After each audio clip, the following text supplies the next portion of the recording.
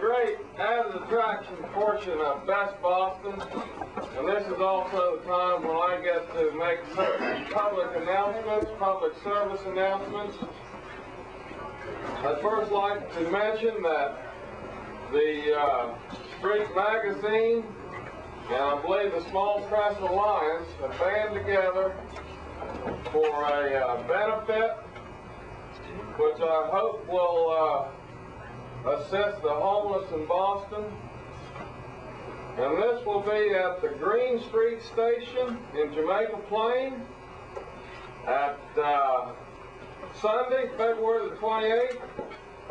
And there's a paltry $6 cover charge, but if you bring a can of food for the poor, you can get in for $5.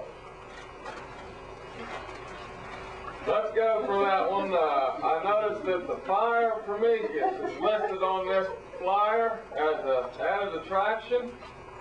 The Fire Prometheus, of course, is one of the special poetry performance troops that are making waves in the Boston area. I also see where the Naked Nixons. The Naked Nixons, a sensational band maybe, will be appearing for the first time in recorded history at the Green Street Station. And I understand they have a song that they'll be releasing that night called the Are You Out of It Blues. Everybody get over there. Everybody get over there for the Are You Out of It Blues. Okay. Mel King will make a special appearance at that show. And we all, I hope, know by now who Mel King is.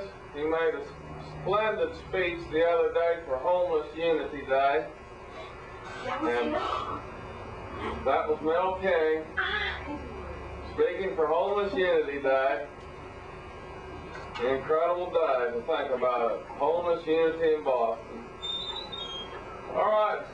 We also like to announce that directly after this performance there will be an underground screening of the now infamous, soon to be famous, Are You Out of It performance on the National Mall this past July the 14th, celebrating Are You Out of It Day. A special screening of that event, which should be spectacular, will occur at an adjacent studio right after this event. All right, now, to go on with the added attractions portion of our show, we have someone here who has paid his dues. First of all, he's from Lowell, birthplace of our avant-garde savior, Jack Kerouac, and maybe one who is carrying on some of the tradition. Let's now warmly welcome the refugee from the Kerouac home base, Colin Justin Riley. Colin Riley, and I have two poems here tonight brought down. They're about a year old. The first one was written in September of '86, and I was living up in my father's attic up in Florence Avenue in Lowell, and here's a poem called Conversation. I hear the young woman's voice in the night, spoken from a well of health to my obscene condition. Me in my bed alone, she telling me of my valued taste, disparaging the tastelessness of my flesh. The opus flows, piano horn from the dark speakers. I pray my contempt of bodies does not lead to violent words to my hurt. The shred of my history crowds and cramps my humor. Death stalks my every triumph. And she, girl, strong in her youth, her sex, waits for me to say I have won. Myself is nothing, hope is my release. Knowing my blessing, my reign is good, I lie in my pain and comforted. Her voice knows no real harm, not of scissors, nor of knife.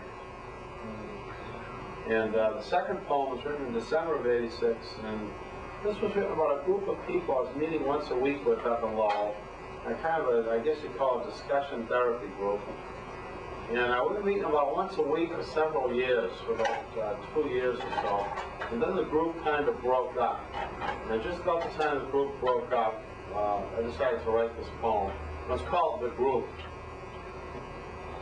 Time's inevitable constancy, that we are and continue to be, the waiting grave and empty threat, whose horror of dissolution, but the final statement of this, the purifying time of a struggling span. Immortality cannot be changed by death.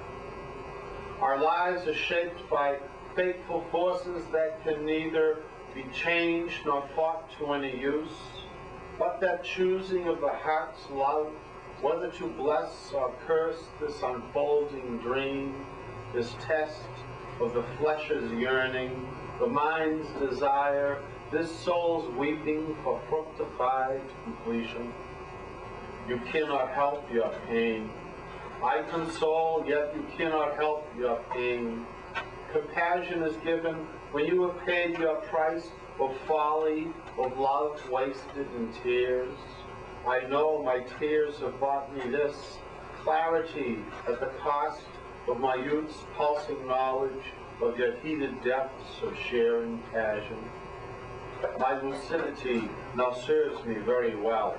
We run our course in the frantic days, our blessing of each other's costly recognition, the only love each of us can know. For this I bless God's holy wisdom, that I become human in my time, and you, my friends, learn to dwell in the spirit you so fiercely claim as right. This is my pleasure, to see your pain transcended into joy, that we live, finally grown, in the bright action of our deliberate peace. And that's all from Lowell tonight, folks. Thanks very much. All right.